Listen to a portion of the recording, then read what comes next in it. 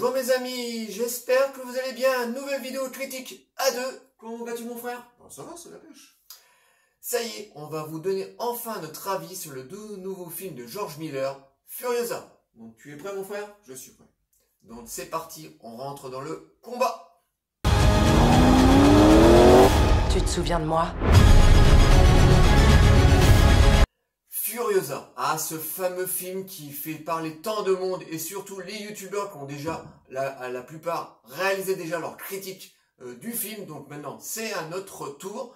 Donc, tu commences ou je commence? Je vais commencer. Allez, vas-y, commence. Alors, avant de commencer la critique de ce dernier Mad Max, je voulais vite fait revenir sur la saga en entier. Alors, pour moi, j'aime ces films dans l'ordre. Tout simplement, le premier Mad Max, pour moi, ce sera toujours le meilleur. J'aime ce côté urbain, cette violence apportée au premier film de George Miller. Ensuite, Mad Max 2, c'est le premier film post-apocalyptique qui va apporter son ADN au film. Donc on se retrouve dans un autre schéma avec les barbares, donc un vrai chef-d'œuvre.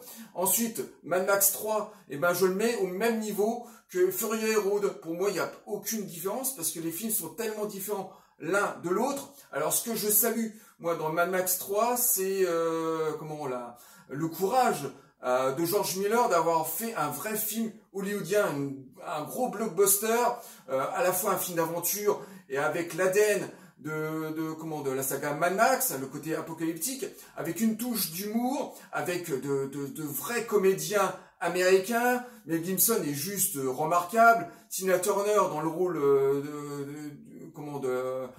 de la méchante, elle est parfaite. La musique de Maurice Jarre, elle est sublime.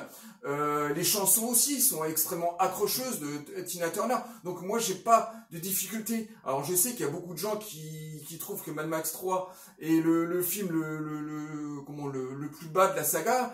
Pas du tout pour ma part. Moi je le mets au même niveau que Fury Road, sauf que les films sont très très différents. Et ensuite, je vais revenir sur Furiosa, enfin. Je sais pas trop quoi en penser de ce dernier film, parce que ce que j'avais vu déjà dans le teaser il y a plusieurs mois, c'est une Reddit de Fury Road. J'avais peur de ça. Et en voyant ce film, j'ai pas été surpris par ces scènes d'action, les courses de voitures. Certes, il y a encore de la nouveauté, bien sûr, des petites idées que George Miller apporte, mais j'ai pas été aussi frappé que Fury Road. À l'époque, c'était vraiment la grande surprise. C'était tellement énergique et tellement fantasmé ce film, surtout au niveau de sa photographie, qu'on pouvait que être admiratif. Ma mère était prodigieuse. Là, on est dans la Reddit, et la première fois, je dirais même dans la carrière de George Miller, qui nous avait habitués à des films très différents dans sa carrière. Là, malheureusement pour moi, j'ai pas été surpris plus que ça par les scènes d'action. Et puis en plus de ça, c'est un film qui m'a pas touché par son histoire ni par ses personnages. George Miller ne s'attarde pas comme ça à nous donner comme ça une attache à ses personnages. Il est trop occupé à cette histoire de vengeance, de légende, parce qu'en fait tout ce film tourne autour de vengeance et de religion et de légende autour du personnage Furiosa. Et puis le film dure un petit peu trop longtemps pour ma part. 2h30 pour raconter une histoire comme celle-là, moi je trouve que c'est toujours trop long. C'est toujours le problème de tous ces films-là qui gardent leur montage d'origine. Elle vient d'une terre d'abondance. Et puis, le côté chapitrage, par contre, ça m'a pas dérangé. Pour raconter une légende, pour raconter une histoire, pour moi, ça m'a pas dérangé. Par contre, il y a beaucoup trop de péripéties. Moi, j'aurais préféré une histoire un petit peu moins dense, peut-être beaucoup plus simplifiée. J'aurais préféré une jeune fille qui grandit comme ça dans une guerre de clans, qu'elle soit balancée comme ça d'un clan à un autre. J'aurais préféré une histoire beaucoup plus simple, comme ça a été le cas pour les autres Mad Max. Là, c'est un petit peu trop dense, il y a un petit peu trop de personnages. Il y a des scènes que j'ai bien aimées, hein. Par exemple, toute l'intro du film avec la mort de la mère, tout ça j'ai trouvé très très bien. D'ailleurs, c'est peut-être la première demi-heure du film qui est peut-être la meilleure. Il m'a pris mon enfance. Ma mère. Je veux qu'on me les rende. Et aussi la scène assez biblique avec la mort de ce personnage là, comment, oui, on va pas trop vous révéler, mais comment le climax de fin. Oui, voilà, non, c'est pas ça, c'est le personnage là qui apparaît, le conducteur de camion, qui commence une petite romance avec Furiosa, qui est tué là au soleil couchant, qui est dévoré par des chiens et tout ça. Moi j'ai trouvé que c'est la scène qui est le plus remarquable dans le film, qui m'a le plus touché, même si c'est un film qui m'a malheureusement procuré peu d'émotions.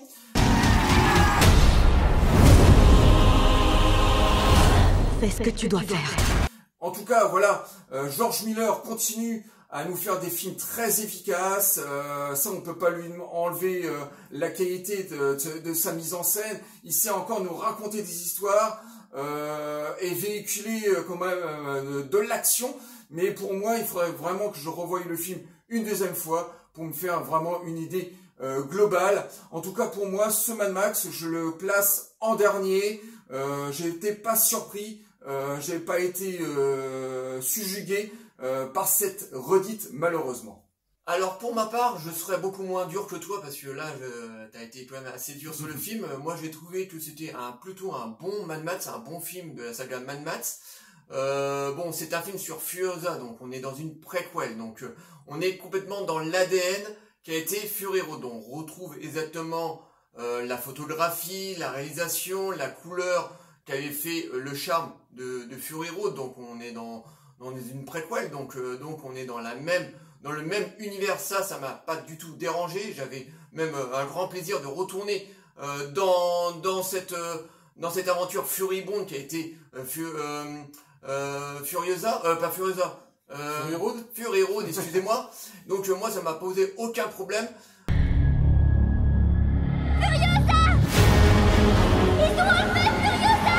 C'est un film que j'ai plutôt bien aimé, mais il y a beaucoup de défauts et je vais revenir dessus. Alors, pour commencer, je vais déjà parler de sa technique. Alors, depuis quelques jours, depuis quelques semaines maintenant, parce que le film est sorti maintenant il y a pratiquement 15 jours, beaucoup de gens disent ouais c'est dégueulasse visuellement. Eh ben moi j'ai pas trouvé. Voilà, certes il y a des scènes en CGI qui se voient, on voit que les acteurs ont tourné devant des fonds verts.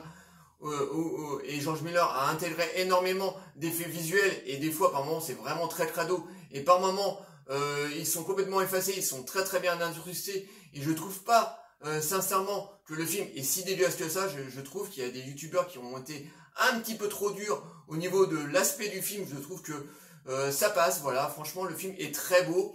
La réalisation de George Miller est toujours là parce que malgré ses 79 ans, eh ben, il arrive toujours à nous épater en termes de sa réalisation, de son découpage. On sent que c'est vraiment un réalisateur à l'ancienne qui réalise des films d'action à l'ancienne. Et ça, c'est franchement plaisant, surtout en ce moment avec des films aseptisés qu'on peut avoir avec les gros Ghostbusters qui se ressemblent tous et qui sont tous réalisés par des yes men. Donc là, ça fait plaisir d'avoir un réalisateur qui a une patte et surtout son style. Voilà, donc encore une fois, George Miller nous épate avec son découpage, ces scènes d'action incroyables. Prends le temps que ça prendra. Mais jure-moi que tu reviendras à la maison. Mais le problème, c'est que dans ce Furiosa, donc qui est une origin story, donc sur l'histoire de Furiosa, eh ben le film est beaucoup trop long. 2h30 pour une simple histoire de vengeance, parce que en gros c'est une histoire de vengeance. Voilà, on est dans l'histoire de Furiosa, donc on la découvre petite jusqu'à au moment du début du film de Fury Road. Voilà, ça se termine au début de Fury Road. Et malheureusement, il en met beaucoup trop. Voilà, 2h30 pour un film Mad Max, c'est beaucoup trop long. Les autres Mad Max, que ça soit du premier jusqu'au 4e, il durait même pas 2 heures, quoi. Fury Road, il dure 1h50. 1h40. Il dure 1h40. Et là, on a, pour la première fois, un film Mad Max qui dure 2h30. Donc le film est beaucoup trop long. Par moment, je me suis fait chier 1 ou 2 fois, ça jatte pour pas grand chose. Donc la durée du film est beaucoup trop. longue pour ce qu'il a raconté. Voilà, même si c'est une fable, on est quand même dans une simple histoire de vengeance, parce que tous les scénarios de George Miller depuis le début de sa carrière ont toujours été très très simples. Voilà, il est toujours dans l'efficacité. Il veut pas faire chier le public avec un scénario à tiroir ou trop compliqué. C'est toujours des scénarios très très simples. Et là, pour une première fois, il nous donne un film de 2h30 sur une histoire qui est très simple. Donc, le film, pour ma part, souffre de sa longueur. Partez! J'ai pas été très très fan par rapport à toi des chapitres. Voilà, j'ai pas compris, j'ai pas trouvé ça super pertinent de mettre des chapitres dans le film. Encore moins de ces fondus en noir, parce que en permanence, il met des fondus en noir. Et c'est pas du tout pertinent, je vois pas pourquoi il a voulu mettre ça. Alors moi, je sais un petit peu pourquoi. Il a voulu faire différent par rapport à Fury Road. Voilà. Là, il instaure une origin story, donc même une légende, et il a voulu chapitrer son film pour pas justement que ce Furiosa ressemble à Fury Road. Le problème, c'est qu'on est complètement dans la même ADN, parce que toutes les scènes d'action ressemblent à Fury Road, et ça me dérange absolument pas. Moi, voilà, je voulais replonger de nouveau dans cette violence physique et cruelle qui était dans Fury Road. Voilà, moi ça m'a pas dérangé de retrouver les gros camions, les courses de bagnoles, les mecs qui se sont arrachés les bras, tout ça, il n'y avait pas de souci. Mais il a voulu mettre des chapitres et des fonds en noir justement pour se démarquer de Fury Road. Donc ça m'a un petit peu dérangé.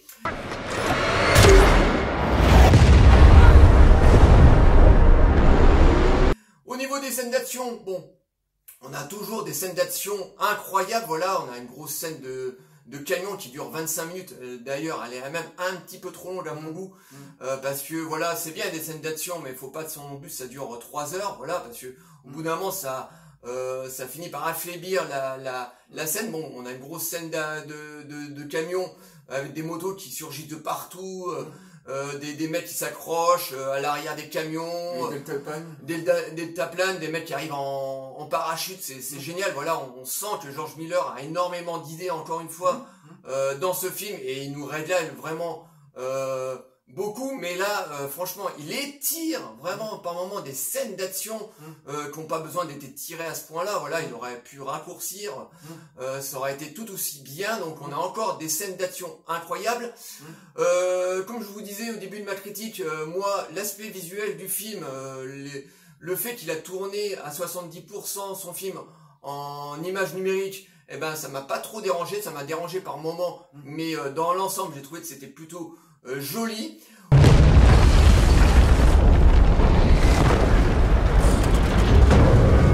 Au niveau des acteurs, parce que tu n'as pas parlé des acteurs, mais moi je vais parler un petit peu des acteurs.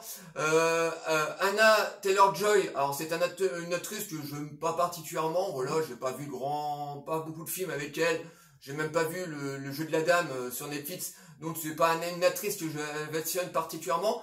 Bon, moi je trouve que c'est une étrange, une drôle d'idée de la part de George Miller d'avoir pris Anna Taylor-Joy, qui est complètement différente de Charlize Theron. Voilà, on a deux actrices complètement différentes, de deux générations différentes, et malheureusement Anna Taylor-Joy est sympathique, elle joue plutôt bien Furiosa, mais elle n'arrive pas à la trempe de Charlize Theron. Voilà, ça en tout cas ça c'est pour moi. Voilà, Charlize Theron, rien qu'avec le regard, elle nous faisait peur. Elle avait un charisme de dingue que n'a pas Anna Taylor-Joy. En plus, je la trouve petite. Elle est très très mince. Voilà, à un moment, elle a des bras, c'est mes poignets. Et même si tu lui mets une combinaison de guerrière sur le dos, ben, elle a du mal à être crédible dans le rôle de Furiosa. Donc, par moment, je lui dis, ouais, elle se bat avec des mecs qui ont des bras 3 fois plus grosses que les siens.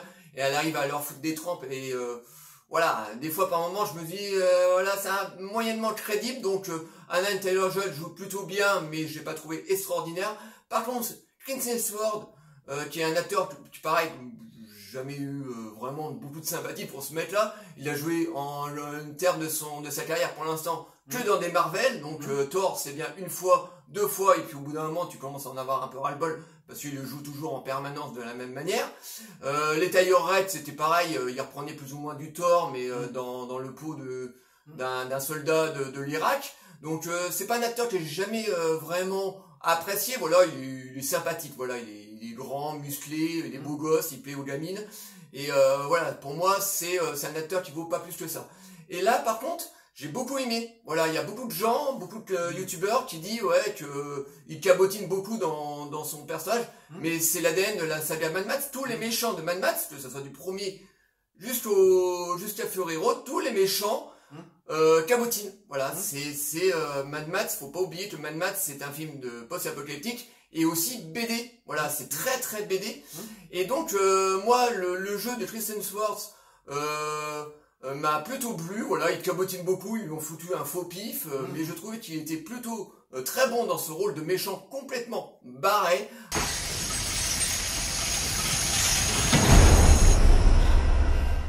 Alors, dans l'ensemble, c'est un film que j'ai plutôt apprécié, donc sa forme technique, moi, m'a pas du tout dérangé. Le casting joue le jeu, voilà, le casting est plutôt bon, voilà. L'histoire d'amour qui apparaît au milieu du film est un peu bidon, voilà, elle arrive beaucoup trop tard, voilà. Il faut pas exploiter surtout. Et faut surtout pas beaucoup exploiter, il aurait pu exploiter un peu plus cette histoire d'amour, en tout cas le faire venir bien plutôt dans le film, voilà, qui sert pas à grand chose finalement. On a un droit à un espèce de Mad Max bis avec ce conducteur de camion, mais dans l'ensemble c'est un Mad Max que j'ai bien aimé, parce que encore une fois on a George Miller qui nous propose encore un film d'action furibonde, beaucoup trop long bien sûr, voilà, 2h30 pour un Mad Max c'est beaucoup trop long, surtout par rapport à ce qu'il a raconté. Donc malgré tous ces petits défauts que j'ai pu retrouver à ce film, parce que tous les films ont des défauts, et ben moi j'ai pris un très grand plaisir, j'aurais même un très grand plaisir de le redécouvrir en Blu-ray 4K, mais pour moi c'est le Mad Max le plus faible. Voilà. Furiosa, on est allé trop loin.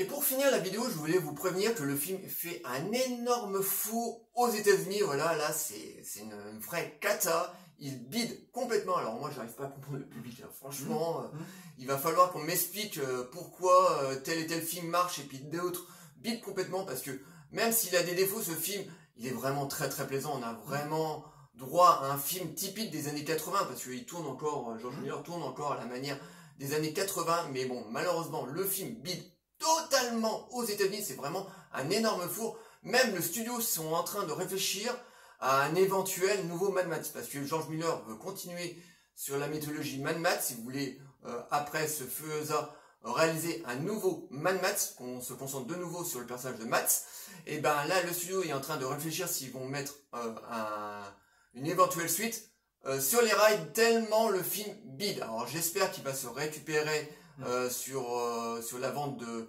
DVD et de Blu-ray, hein. J'espère que voilà, que le bouche-oreille va marcher un petit peu, parce que franchement ce film ne mérite pas le bide qu'il fait. Bon, c'est ça, c'est malheureux. Les gens se préfèrent pour aller voir des grosses daubasses, c'est comme ça. Les gens, ils veulent en avoir pour leur pognon, voilà. Ils s'en foutent s'ils ont des scénarios un peu bas du front. Ce qu'ils veulent, c'est de l'action et des effets spéciaux. 3/4 du temps, des effets spéciaux dégueulasses, mais ça, ils s'en foutent.